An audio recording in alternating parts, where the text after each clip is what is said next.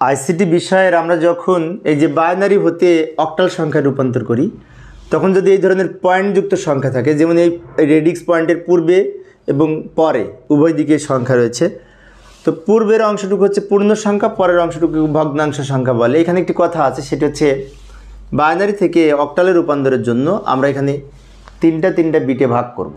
এখন অনেক শিক্ষার্থী এদিক থেকে 3 বিটে ভাগ করতে করতে এদিকে আসবে। হ্যাঁ, সেটি হতো যদি পূর্ণ সংখ্যা হতো, কিন্তু এখানে তো পয়েন্ট আছে।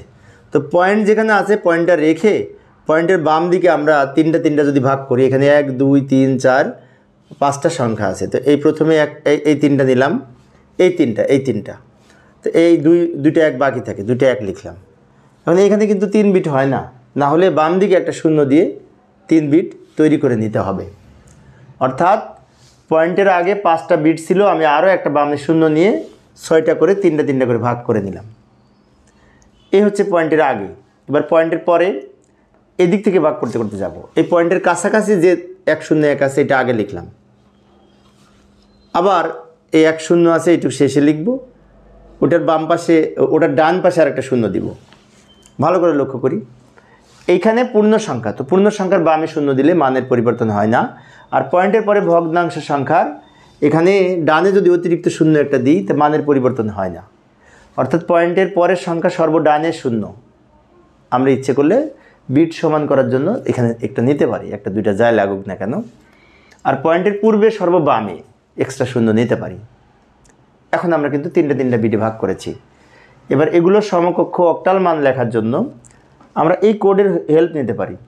1 1 এর দ্বিগুণ 2, 2 এর দ্বিগুণ 4, 4 2 1, এই কোড ধরে এইগুলোর মান আমরা বের করতে পারি।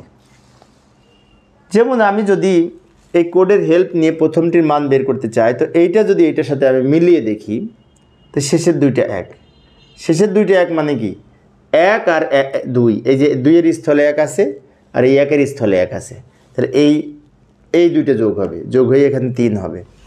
যেখানে 1 থাকবে ওইগুলো যোগ হবে। যেমন পরের এটা যদি আমাদের বুঝতে প্রবলেম হয়, পরেরটা বুঝি।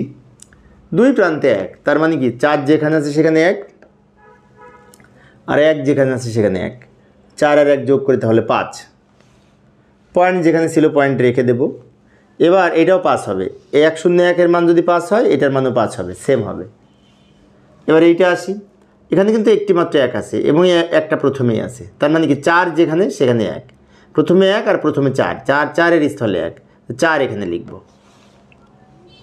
এবার এগুলো একসাথে লিখব। এই টোটাল একসাথে লিখে কত পাবো? 3535.456, এই 54। এটা হচ্ছে এই অক্টাল সংখ্যা। একসাথে লিখে ব্র্যাকেট দিয়ে ভিত্তি হিসেবে 8 লিখেছি। অর্থাৎ এই বাইনারি সমকক্ষ, এই হচ্ছে অক্টাল সংখ্যা। তো প্রিয় শিক্ষার্থী বন্ধুরা, এই ছিল আমার আজকের আলোচনার বিষয়। আমি শিক্ষার্থীদের অনুরোধে অল্প অল্প করে আলোচনা করি, যাতে শিক্ষার্থীরা বোরিং ফিল না করে। পরের ক্লাসটি দেখার আমন্ত্রণ রইল। খোদা হাফেজ।